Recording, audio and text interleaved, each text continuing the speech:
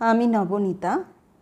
আমি যে গল্পটা আজকে পড়ে শোনাচ্ছি সেই গল্পটার নাম বলবান জামাতা, লেখক প্রভাত কুমার মুখোপাধ্যায়। নলিনীবাবু আলিপুরে পোস্টমাস্টার।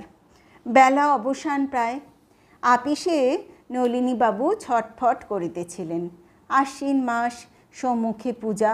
নলিনীবাবু ছুটির দরখাস্ত করিয়াছিলেন, কিন্তু এখনও হেড আপিস হইতে কোনো হুকুম আসিল না। যদি আজ 5টার মধ্যেও হুকুম আসে তবে আজই মেলে এলাহাবাদ রওনা হইবেন। এলাহাবাদে তাহার শ্বশুরালয়। নলিনীবাবু এই প্রথম শ্বশুরবাড়ি যাইবেন। জিনিসপত্র কিনিয়া বাক্স তোরঙ্গ সাজাইয়া প্রস্তুত হইয়া বসিয়া আছেন, কিন্তু এখনও ছুটির হুকুম আসিল না। বেলা 4টা বাজিল।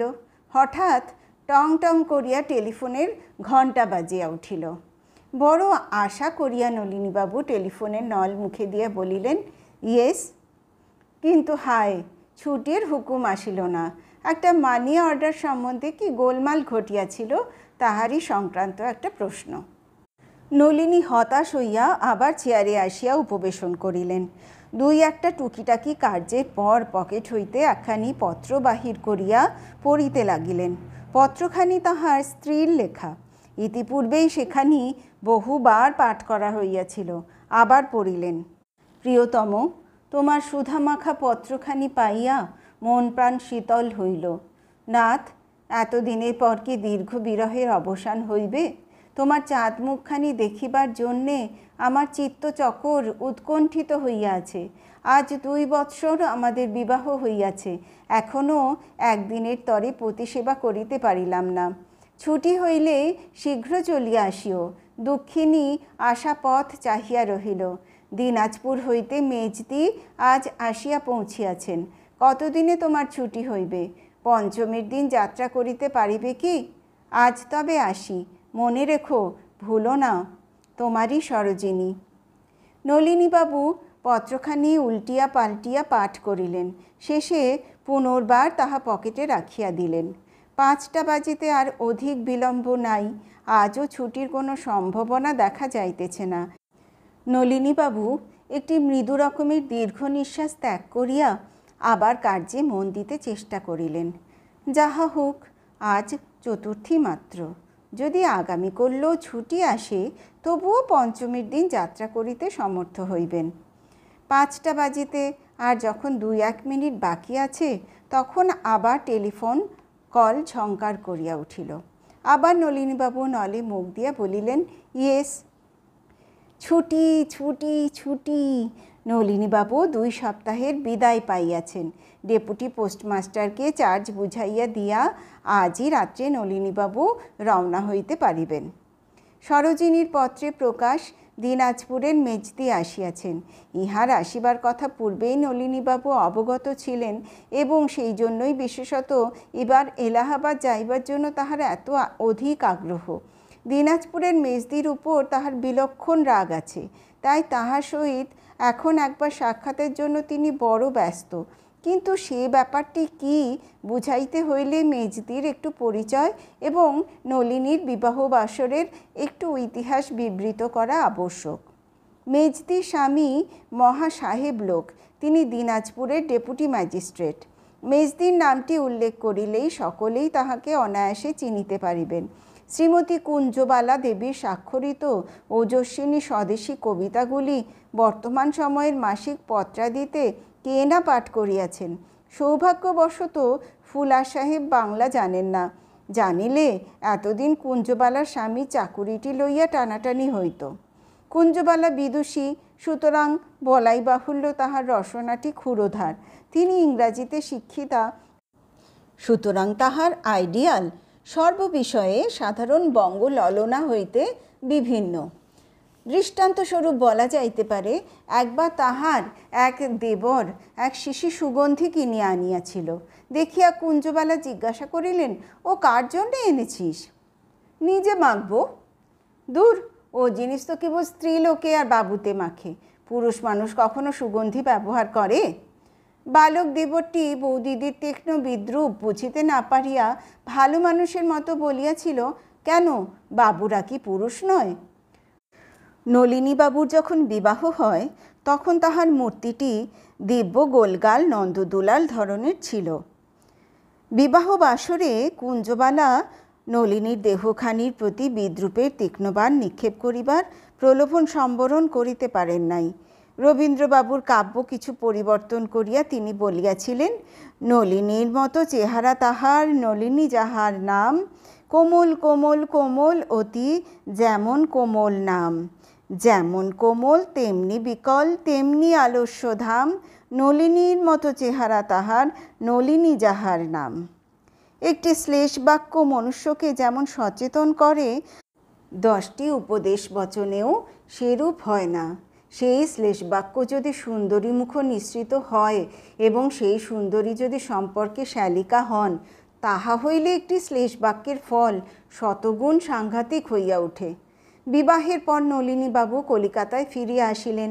তাহার শ্বশুর মহাশয়ও সপরিবারে কর্মস্থান এলাহাবাদে চলিয়া গেলেন। কিন্তু বিদুষী শালিকার ব্যঙ্গ নলিনী কিছুতেই বিস্মৃত হইতে পারিলেন না। একদা সন্ধ্যায় পোস্ট অফিস হইতে বাসায় ফিরিয়া ইজি চেয়ারে বসিয়া নলিনীবাবু ধূমপান করিতেছিলেন। এমন সময় সহসা তাহার মনে একটা মতলবের উদয় হইল। কেন, তিনি তো চেষ্টা করিলেই এই কলঙ্ক মোচন করিতে পারেন, শরীর পুরসূচিত দৃঢ় করিতে পারেন। পরদিন বাজার হইতে তিনি স্যান্ডোর ডাম্বেলাদি ক্রয় করিয়া আনিয়া বাড়িতে রীতিমতো ব্যায়াম অভ্যেস করিতে যত্নবান হইলেন। নিজ দৈনিক খাদ্য তালিকা হইতে মিষ্ট, দুগ্ধ, ঘৃত ও তণ্ডুল যথাসম্ভব কাটিয়া দিয়া তৎস্থানে রুটি, মাংস, ডিম্ব প্রভৃতি যোজনা করিলেন। প্রথম 5-7 মিনিটের অধিক ব্যায়াম করিতে পারিতেন না, ক্লান্ত হইয়া পড়িতেন। অভ্যাসের গুণে ক্রমে প্রভাতে ও সন্ধ্যায় অর্ধঘণ্টা কাল ধরিয়া নিয়মিতভাবে ব্যায়াম করিতে লাগিলেন। 1 বৎসর এই রূপ করিয়া তাহার অঙ্গ প্রত্যঙ্গাদি বিলক্ষণ দৃঢ় হইল। তখন স্বীয় মূর্তি আরও অধিক মাত্রায় পুরুষ করিবার অভিপ্রায়ে তিনি দাড়ি কামানো বন্ধ করিয়া দিলেন। 2-1টি শিকারী বন্ধুর সহিত মিলিত হইয়া মধ্যে মধ্যে পল্লীগ্রামে গিয়া হংস, বন্য শূকরাদি শিকার করিতেও অভ্যাস করিলেন। এই রূপ করিয়া 2 বৎসর কাটিয়াছে। এখন আর সে নলিনী নাই। এখন তাহার কপলদেশ বসাশূন্য, চিবুকাগ্রভাগ সূক্ষ্মতা প্রাপ্ত, হস্তপদাদি অস্থিবহুল হইয়াছে। ফলত তিনি নামের এখন সম্পূর্ণ অযোগ্য হইয়া উঠিয়াছেন। এমন সময় একবার কুঞ্জবালার সহিত সাক্ষাৎ আকাঙ্ক্ষিত। হায়, নামটাও যদি পরিবর্তন করিবার উপায় থাকিত। নলিনীবাবু মনে করিয়াছেন তাহার পুত্র জন্মিলে তাহার নাম রাখিবেন খুব একটা ভীষণ রকমের। কি নাম রাখিবেন এখনও স্থির করিতে পারেন নাই। পরদিন বেলা 2টার সময় নলিনীবাবু এলাহাবাদ স্টেশনে অবতরণ করিলেন।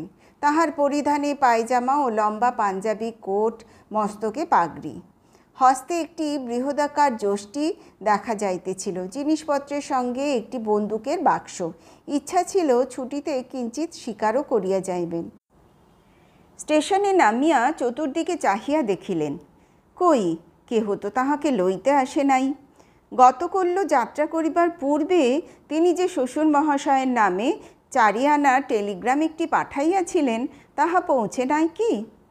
কুলি ডাকিয়া জিনিসপত্র লইয়া নলিনীবাবু স্টেশনের বাহিরে গেলেন।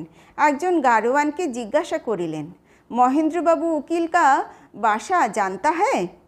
গাড়োয়ান উত্তর করিল, হ্যাঁ বাবু, আইয়ে। চলো বলিয়া নলিনী গাড়িতে আরোহণ করিলেন। এলাহাবাদে নলিনীবাবু পূর্বে কখনো আসেন নাই। এমনকি এই তিনি প্রথম বঙ্গদেশের বাহিরে পদার্পণ করিয়াছেন। পশ্চিমের শহরে নূতন দৃশ্য দেখিতে দেখিতে তিনি চলিলেন। অর্ধঘণ্টা পরে গাড়ি একটি বৃহৎ কম্পাউন্ডযুক্ত বাড়িতে প্রবেশ করিল। সম্মুখেই বহির্বাটি। বারান্দায় একটি 9-10 বৎসরের বালিকা খেলা করিতেছিল। বারান্দার নিম্নে বামে একটা কূপ। সেখানে বসিয়া একজন পশ্চিমা ভৃত্য সজোরে একটা কটাহ মাজিতেছিল।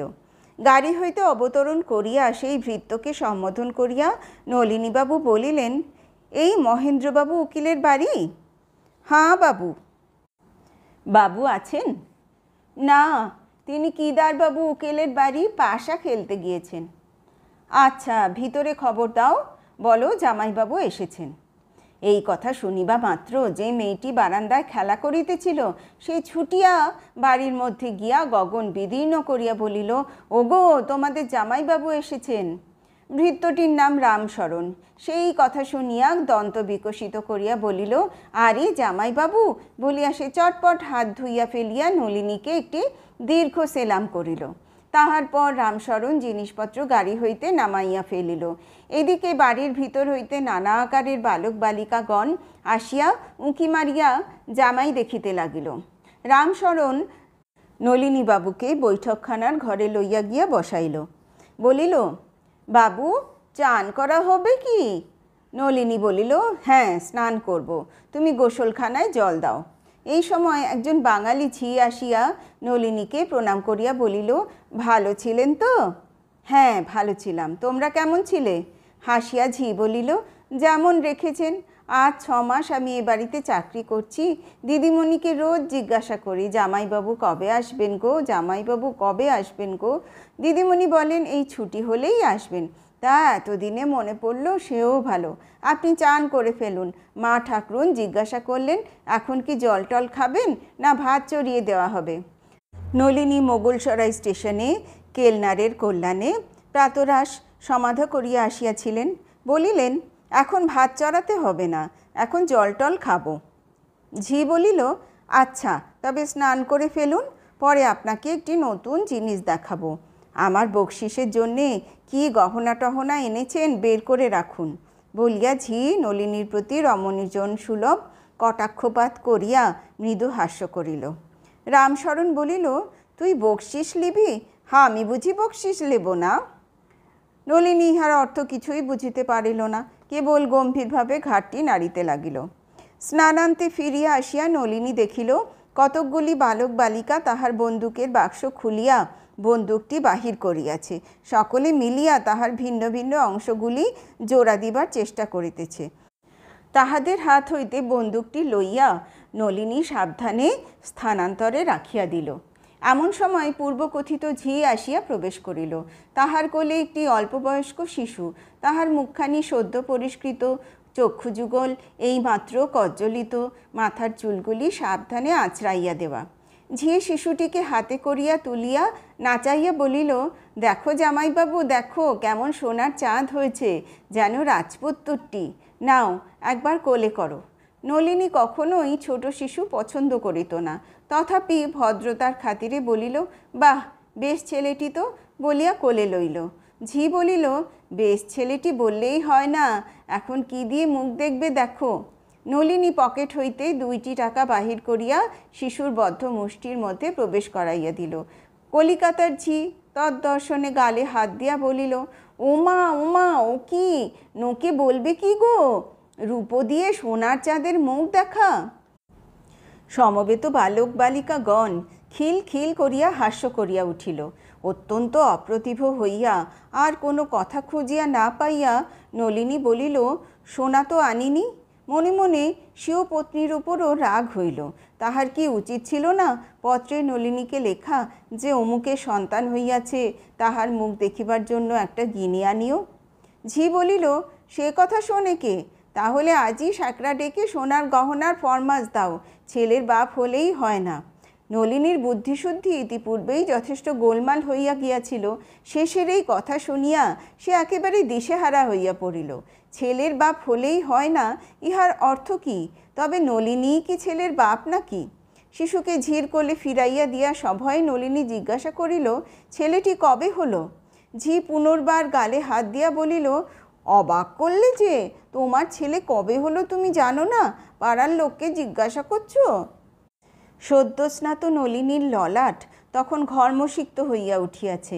সে মনের বিস্ময় মনে চাপিয়া রাখিবার প্রাণপণে চেষ্টা করিতেছে। এই গূঢ় রহস্য ভেদ করিবার ক্ষমতা তাহার নাই। এই সময়ে একটি বালিকা আসিয়া নলিনীর হাতে একটি গেলাস দিয়া বলিল, জামাইবাবু, একটু শরবত খাও। নলিনী গেলাসে মুখ দিয়া দেখিল জলটা লবণাক্ত। গেলাস নামাইয়া রাখিল। তখন হঠাৎ তাহার মনে হইল তাহার প্রতি এই পিতৃত্ব আরোপটাও জামাই ঠাট্টারই একটা অংশ হইবে। এই মীমাংসায় উপনীত হইয়া নলিনীর মন একটু শান্ত হইল, তাহার কুঞ্চিত ভ্রুযুগল আবার সমতা প্রাপ্ত হইল।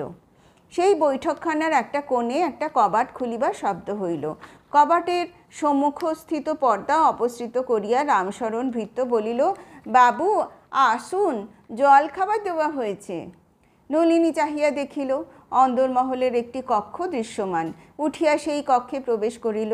কক্ষের মধ্যস্থলে সুন্দর কার্পেটের আসন পাতা রহিয়াছে। তাহার সম্মুখে রূপার রেকাবি বাটি গেলাসে ভরা নানাবিধ খাদ্য ও পানীয়। নলিনী ধীরে ধীরে আসনখানির উপর উপবেশন করিয়া জলযোগে মন দিল। এমন সময় কক্ষান্তর হইতে মলের ঝুমঝুম শব্দ উত্থিত হইল। একটি ক্ষুদ্র বালিকা দ্বারপথে মুখ দিয়া বলিল, মেজদি আসছেন। নলিনী বুঝিল কুঞ্জবালা আসিতেছেন। নিজ দক্ষিণ হস্তের আস্তিন সে ভালো করিয়ার গুটাইয়া লইল। কুঞ্জবালা আসিয়া দেখুন, তাহার হাতের কবজি এখন আর সুগোল নহে, মাংসল নহে, পরন্তু তাহা সুপুষ্ট অস্থি ও শিরায় সমাকীর্ণ। মলের শব্দ নিকটে হইতে নিকটতর হইতে লাগিল। কি ভাই, এতদিনে মনে পড়ল? বলিতে বলিতে যুবতী আসিয়া কক্ষ মধ্যস্থলে দণ্ডায়মান হইলেন, কিন্তু তাহা এক মুহূর্তের জন্য মাত্র। চারিচক্ষে মিলিত হইতেই সেই মহিলা এক হাত ঘোমটা টানিয়া দ্রুত পদে কক্ষ হইতে নিষ্ক্রান্ত হইয়া গেলেন। নলিনী দেখিল তিনি কুঞ্জবালা নহেন।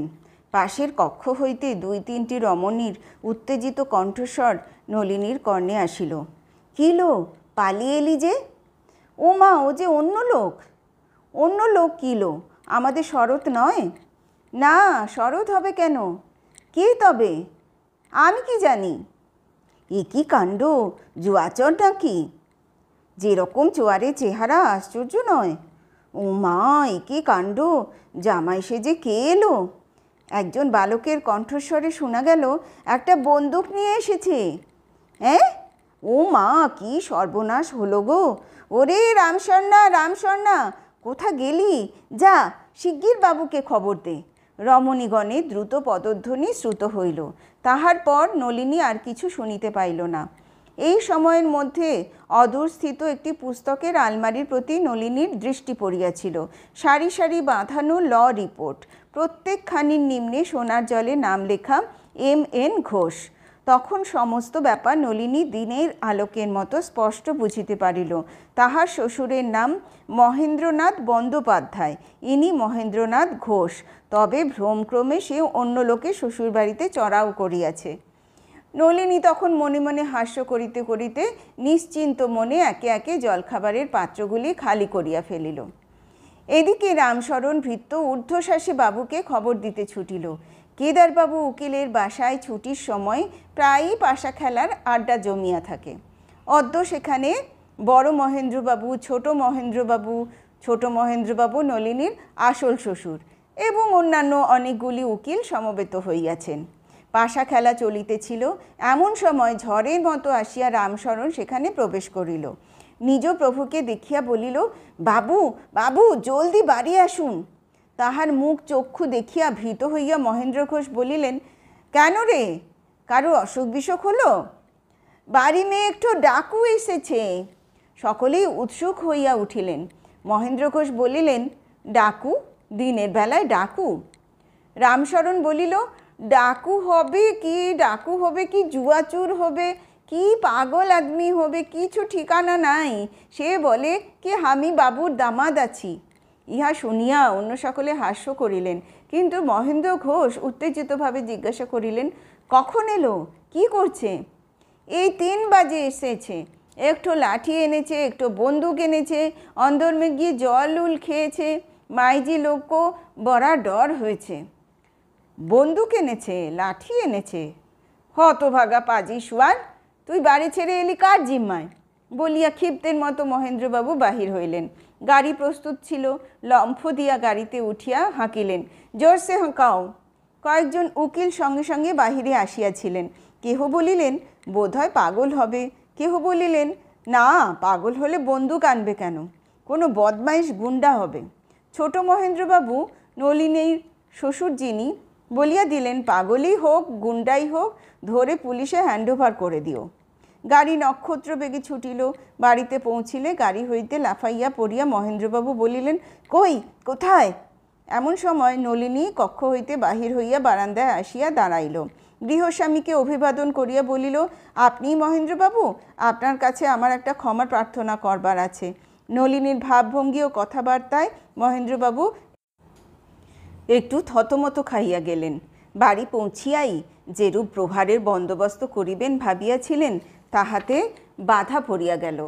মহেন্দ্রবাবু জিজ্ঞাসা করিলেন, কে আপনি? আমার নাম নলিনীকান্ত মুখোপাধ্যায়। আমি মহেন্দ্র বন্দ্যোপাধ্যায় মহাশয়ের জামাতা। মহেন্দ্রবাবু উকিলের বাড়ি গাড়োয়ানকে বলেছিলাম, সে আমাকে এখানে এনে ফেলেছে। আমি আমার ভুল এই অল্পক্ষণ মাত্র জানতে পেরেছি। এতক্ষণ চলে যেতাম, আপনাকে আনতে লোক গিয়েছে। আপনার কাছে ক্ষমা প্রার্থনা করে তবে যাব, এই জন্যে অপেক্ষা করছি।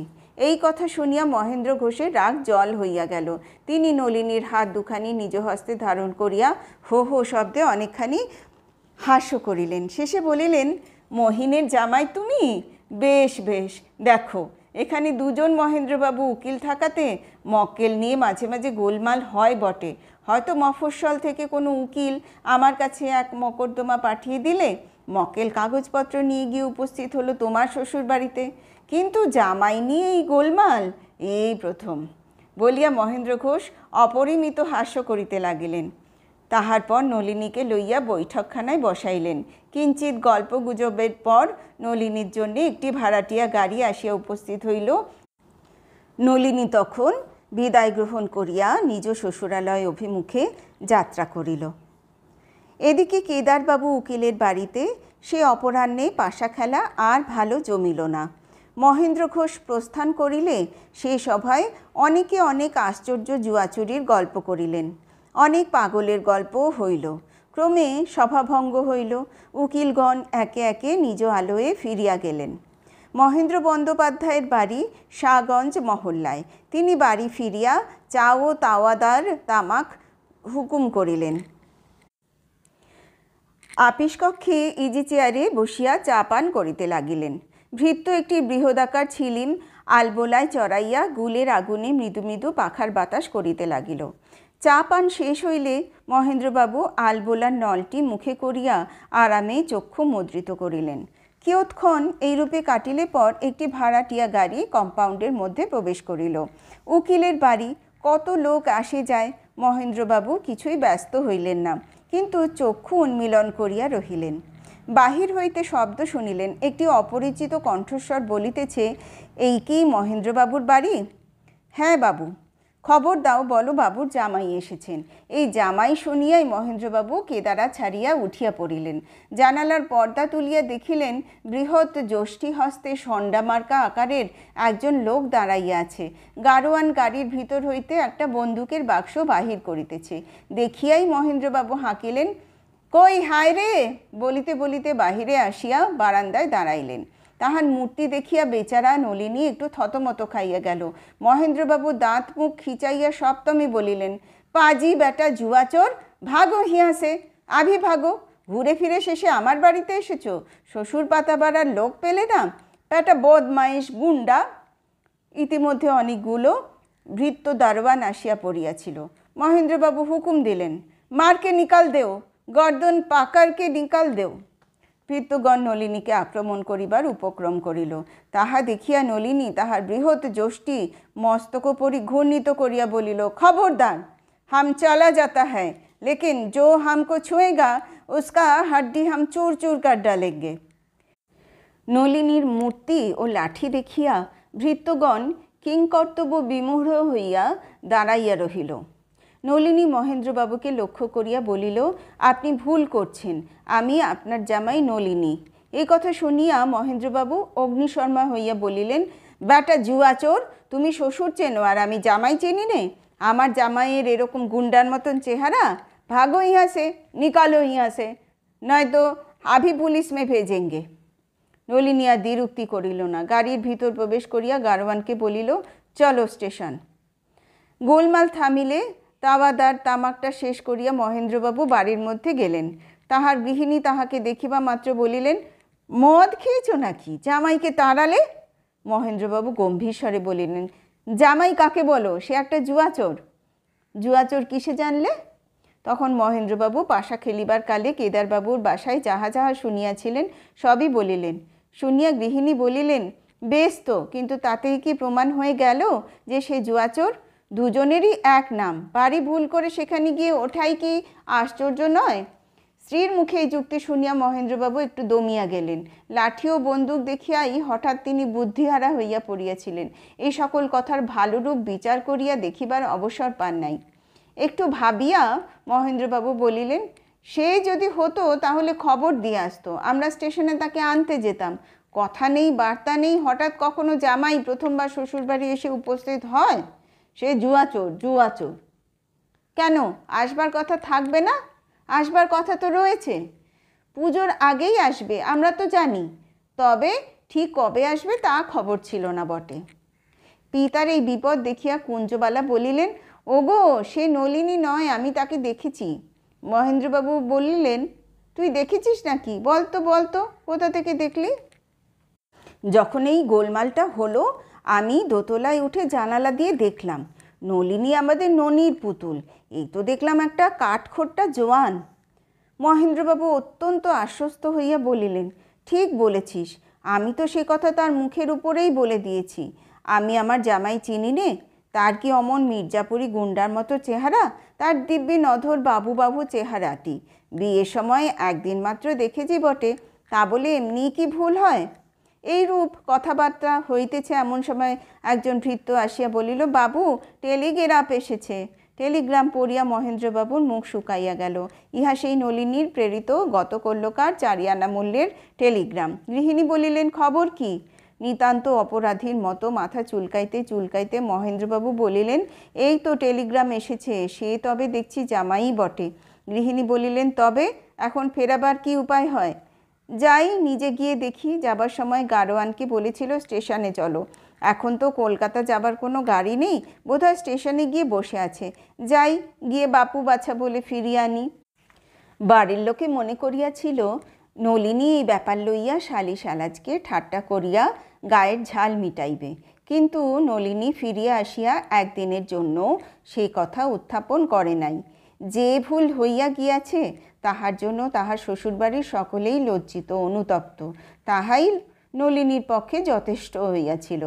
একদিন কেবল অন্য প্রসঙ্গে মহেন্দ্র ঘোষ উকিলের কথা উঠিলে সে বলিয়াছিল, যা হোক, পরে শ্বশুরবাড়িতে উঠে যে আদর যত্ন পেয়েছিলাম, অনেকে সেরকম নিজের শ্বশুরবাড়িতে পায় না।